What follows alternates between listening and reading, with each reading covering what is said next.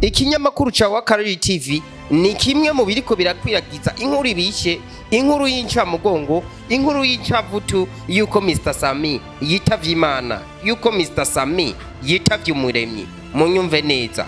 Reka rero mbanze ndabaramutse ndabifuriza kuroranirwa mu vyanyu no mu banyu aho uherereye wewe mukunzi w'inyishu kuri bose. Iyi nkuru ndabazaniye nimwe mu nkuru irikira trading ami imisi, nimwe mu nkuru irikigenda isirikira ica ivutu abantu, ica umugongo abantu, cane abakunzi ba Mr Sammy, abakunzi b'amareresi ndundi, aho bagenda bavuga ati turabuze, turagotse, turajakaye. Mbega uhuri nyuma y'ivyo vyose ninde? Ninde nyanduruko? Ninde soko y'ivyo vyose? Suwundi n'uyu mupresenta yitwa Iva, umupresenta wo kuva kera, umupresenta bizobereye, umupresenta afise uburambe mu kazi ku kinyamakuru ca Kuri TV. Niwe yinamuye arihanukira avuga ati listen in peace Mr Sammy, arihanukira avuga muri voix off yuko Mr Sammy yapfuye. Mbega nivyo Mr Sammy yarapfuye? Eka mu bisanzwe tubeshuje nk'inyishu media twaragiye gutoza amakuru yose, aho twaciye dusanga Mr Sammy atigeze apfa kandi Mr Sammy adundega. Aho ni mu kiringo abafana ba Mr Sammy nabo batariko bararyoherwa, batariko bumva intuntu, bumva agahinda. Mbega ivyo uwo musore yitwa Iva yoba ari kabikora kubera iki? Hari ico boba bapfa na Mr Sammy? Hari bifu boba bafitaniye? Nibaza ko atabifu yo biri hagati yabo, ariko ayo makuru yose tuzoyatoza tumenye yuko ataco boba bapfa. Mbega kuja gufata ifoto y'umuntu ukandika kuko yapfuye agikomeye, ivyo mwumva ari vyiza? Kuja gucivuta abantu ukavuga ko umuntu yahwereye? Ni mu kiringo rero Mr Sammy agidundega kandi akomeye, Mr Sammy akiri mu kazi kwa kundi nyene. Mbega hoho ko yavuze yuko Mr Sammy yirukanwe muri Rukundo TV, ivyo mwovyemera? Mwovuga ko ari ivyo kandi agatanga n'ivyemezo? N'uyu munsi rero twabonye mu gitondo ca kare aho yazindukije ko voix off avuga yuko Mr Sammy yitwariye Kuri TV. Ubwo bukaba ari ububeshi, kikaba ari kinyoma cambaye ubusa. Nije maheri ndabibeshuje. Mr Sammy ntiyoja kuyitwarira umuntu ngo yamwanditse ko voix off ko yapfuye, kuko ivyo ni ibintu bibaho. Abakinyi b'amareresi barabimenyereye bandikwa ko umuntu ko yapfuye. Ni mu kiringo uyu musore Iva asanzwe afise niyo ngeso. Abakurikirana social media mwarabonye mu misi heze yuko uyu musore wo muri Kuri TV Iva yinamu yari nengesera yandika yuko randi promoter yahwereye. Yaranditse ko yahwereye kandi abantu benshi baravyemera. Abarira bararize baravuga ati turabuze umuntu, turabuze umupresenta, turabuze umuntu yaducangamura. Ariko mu kiringo tugiye ku kibuga c'indege kuraba kicece twaciye tubona randi promoter, bamwe baravuga ati mbega n'umuzimu duhuye nawo. Iyi rero ningeso uyu musore yiharaje.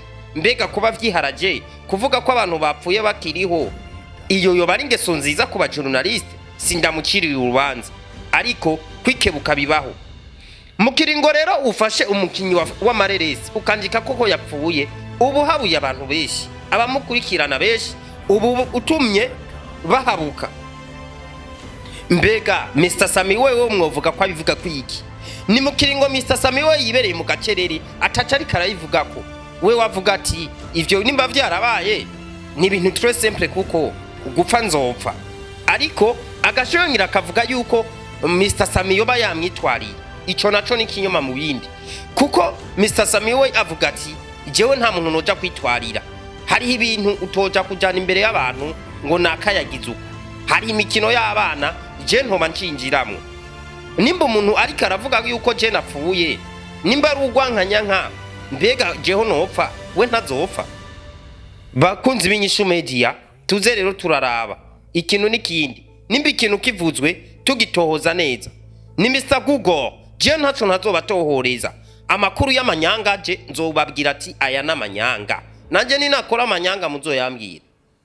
Bakunzi b'inyishu media rero abantu benshi bariko baragenda bababazwa n'ukuntu uyu musore Iva wo muri Kuri TV afata umuntu akamwica, akamushira mu isanduku, akagira n'ikiriyo kandi umuntu agihagaze. ivyo mwe nka wewe ari wewe babigiriye wovyumva gute? Mu minsi mike muzoza mwumva ati twagiye no kukiriyo twasanze bariko bararira. Mbega yo makuru ari karavuga yuko uyu Mr Sammy yamwitwariye. Mr Sammy arafise uwo mwanya wo kuja kwitwarira abantu ko ari bize n'akazi kiwe. Mr Sammy akora amafilime kandi amafilime abantu benshi barayakunda, ariko kuba akora amafilime ugashuza kuvuga ko yapfuye, ivyo ni ibintu bisubizanya hasi. Nimukiri ngo bamwe n'abandi bavuga ati nta terambere rero riri mu filime ndundi, nta terambere riri mu binyamakuru, mu gihe twebwe nyene twofatanye mu nda turiko tugenda dusubizanya inyuma, tugenda dusubizanya hasi. Munyumve neza, ntabwo ndiko ndacira urubanza. Nimba yaravuze ko yapfuye ntiyagize nabi, namakuru yacohoje. Kuvuga yewe ko bariko baramurondera, bariko baramwitwarira, nukwiyotsa. Nukwiyotsa kuko bavuga ati bibwirwa benshi bikumva bene ivyo, kandi ngo mutindaroti cababaye.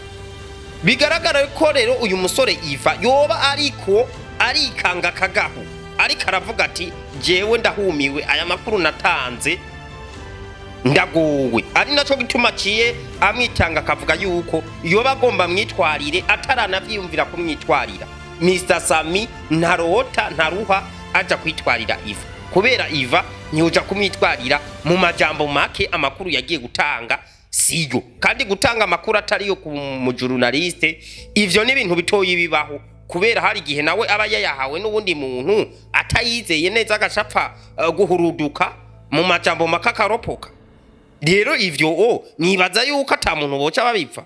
Ni Mr Sammy rero je ndabemereye yuko mu minsi mike cyane tuzomurongera tumubaze inkuru imwe mukwayo atubwira ukuntu yapfuye kandi tukimubona.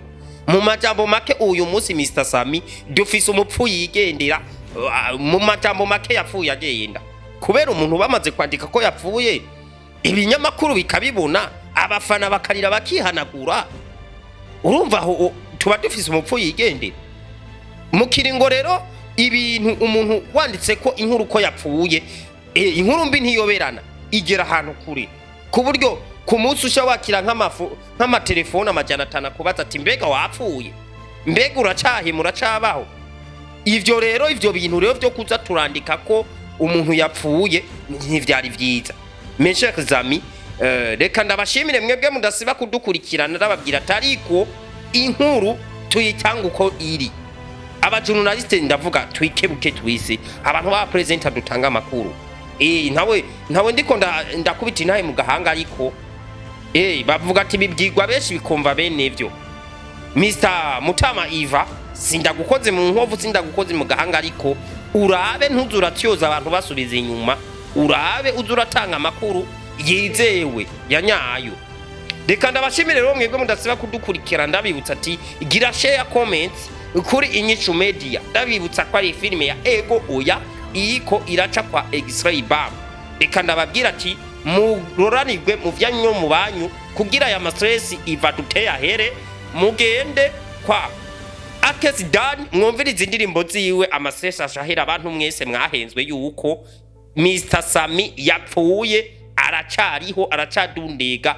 Mbere nejo nzoza kuraba aha ikarakorera turunace ndamubereke. Reka ndababwira ati big up.